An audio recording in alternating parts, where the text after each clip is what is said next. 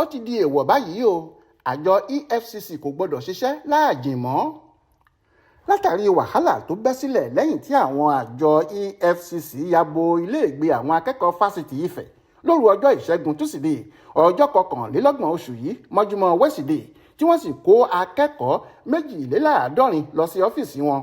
Alága wọn Ọlá Olúkóyèdé ti pàṣẹ pé irú ìṣẹ̀lẹ̀ bẹ́ẹ̀ kò gbọdọ̀ ṣẹlẹ̀ mọ́ láéláé.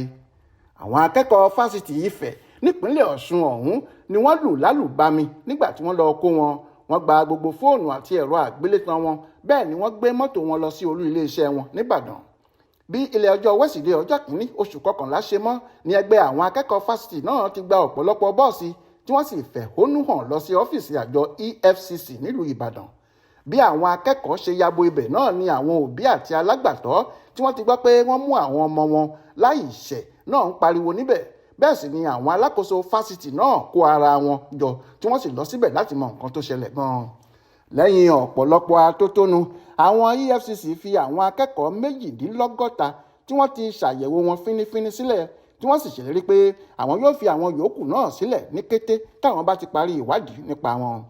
Ìwà tí àjọ EFCC hù yìí bí ọ̀pọ̀lọpọ̀ àwọn ọmọ Nàìjíríà nínú tí wọ́n sì ń bu ẹnu àtẹ́ lu àjọ náà lórí ẹ̀rọ ayélujára pé báwo ni wọn yóò ṣe fi òru lọ kó àwọn akẹ́kọ̀ọ́ láì ṣe ọ̀daràn àti láì ṣẹ̀.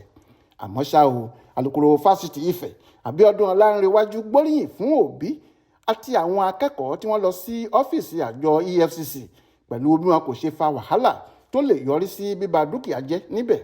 Ó ní àwọn aláṣẹ fásitì náà ń ṣiṣẹ́ takuntakun láti gba àwọn akẹ́kọ̀ọ́ tó kù sílẹ̀ láhàámọ́ àjọ náà. Ní báyìí ṣá o, alága àjọ náà Olúkóyèdé ti sọ nínú àtẹ̀jáde kan tó fi síta nílùú Àbújá pé àwọn òṣìṣẹ́ àjọ ọ̀hún káàkiri orílẹ̀-èdè yìí kò gbọdọ̀ ṣiṣẹ́ lóru mọ́. Ó ní àwọn ti tú àwọn akẹ́kọ̀ọ́ tí wọn kò bá ẹbọ kankan lẹ́rù wọn sílẹ̀. Àwọn yòókù náà yóò sì lọ lálàáfíà tí ìwádìí bá ti parí nípa wọn. Olúkóyèdé ṣèlérí pé àjọ yìí yóò máa ṣiṣẹ́ níbàámu pẹ̀lú òfin tó ṣèdásílẹ̀ rẹ̀ ni. Florence Babaṣọlá ló ṣàkójọpọ̀ ìròyìn ọ̀hún fún Aláròyé online television.